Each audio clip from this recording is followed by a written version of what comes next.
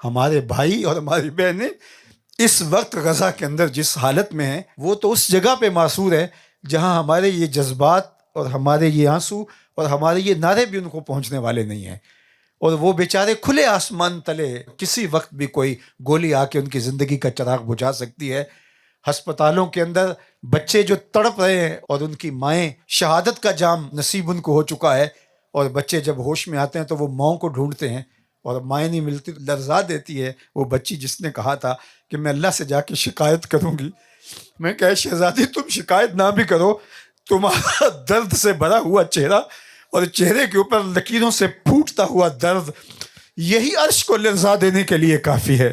میرے اللہ نے جو کہا کہ تمہیں کیا ہو گیا کہ تم ان کمزوروں کی، لاچاروں کی، بچوں، بوڑھوں اور جوانوں کی اور ان خواتین کی مدد کو نہیں پہنچتے۔ وہ ایک وقت تھا کہ وہ ایڑیاں اٹھا اٹھا کے پاکستان کی طرف دیکھتے تھے، لیکن اب تو انہوں نے دیکھنا بھی چھوڑ دیا، وہ آسمان کی طرف اللہ کی مدد کا انتظار کر رہے ہیں۔ انہیں ہم بتانا چاہتے ہیں کہ نہ ہمارا کوئی میزائل تمہارے کام آنے والا ہے، نہ 76 لاکھ فوج امت مسلمہ کی تمہارے کام آنے والی ہے، نہ تیل کی کمائی تمہارے کام آنے والی ہے، نہ ہمارے آسودہ حال سرمایہ داروں کا مال تمہارے کام آنے والا ہے۔ تم اللہ کی منتخب قوم ہو، اللہ نے تمہیں اس امتحان کے لیے چنا ہے۔ اللہ انہی کو چنتا ہے جن کو پسند کرتا ہے۔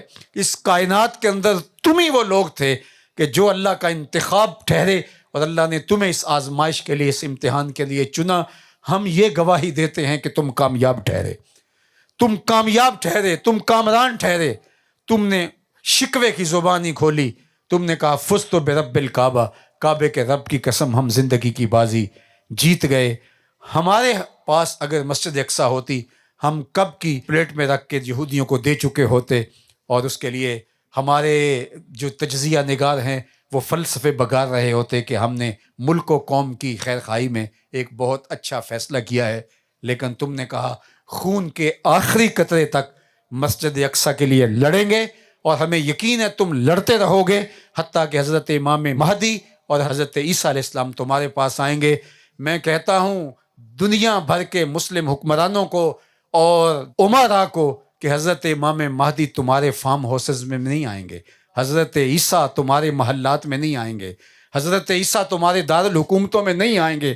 حضرت عیسیٰ آئیں گے تو اس ملبے کے اوپر بیٹھے ہوئے ان فقیروں کے پاس ہی آئیں گے، اور انہی کے دم سے پھر اسلام کا جھنڈا اونچا ہوگا۔ تو اے غزہ کے مجاہدو، ہم تمہیں سیلوٹ پیش کرتے ہیں، خراج پیش کرتے ہیں۔ تم نے امت کا بھرم رکھ لیا، اور اگر تم بھی جھک جاتے تو پھر امت کے پلے کیا باقی بچتا۔